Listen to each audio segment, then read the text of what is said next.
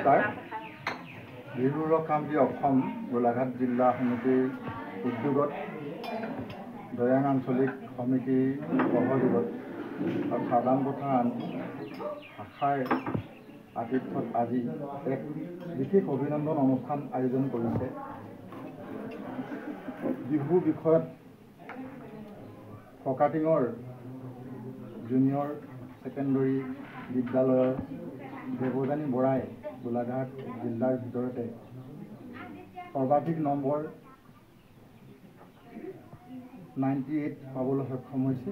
আমাৰ গোলাঘাট জিলা সমিতিৰ এটা নিৰ্দেশনা আছে যে আমি জিলাৰ ভিতৰত যিগৰাকী ছাত্ৰ বা ছাত্ৰীয়ে সৰ্বাধিক নম্বৰ পাবলৈ সক্ষম হয়, ল'ৰা হ'লে আমি এটা বিহুৰ চোলা চুৰিয়া এটা সাজ আমি উপহাৰ দিওঁ আৰু ছোৱালী হ'লে এখন চাদৰ আমি দিয়াৰ নিয়ম এটা কৰি গৈছিলোঁ।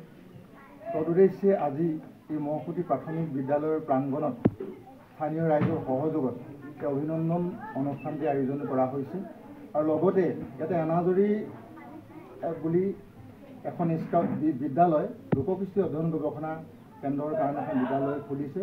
আজি আৰম্ভণি হিচাপে শুভ উদ্বোধন হ'ব। এই দুইটা কাৰ্যসূচী লৈ আমি আহি সমবেত হৈছোঁহি হওক আৰু ৰাইজে যথেষ্ট সহযোগিতা কৰিছে। শতাধিক ৰাইজে আহি আদৰণি জনাইছে যে এনে সময়ত এটা গঠনমূলক এটা আদৰণীয় আঁচনি লোৱাৰ কাৰণে সংগঠনটিক যথেষ্ট ধন্যবাদ জনাইছে ৰাইজে। আমি সুখী হৈছোঁ আৰু এয়া হ'ল আমাৰ এটা জাতীয় দায়িত্ব। আমি ইয়াৰ নিতান্তই আমাৰ কৰ্তব্য আহি পৰিছে। জাতি আজি নহ'লে যায় আমি আমাৰ জাতিৰ যি মৰ্যাদা আমি সদায় ধৰি ৰাখিব লাগিব।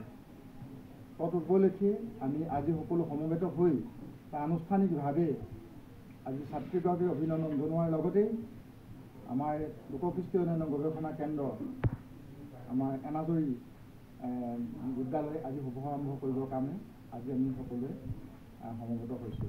ধন্যবাদ।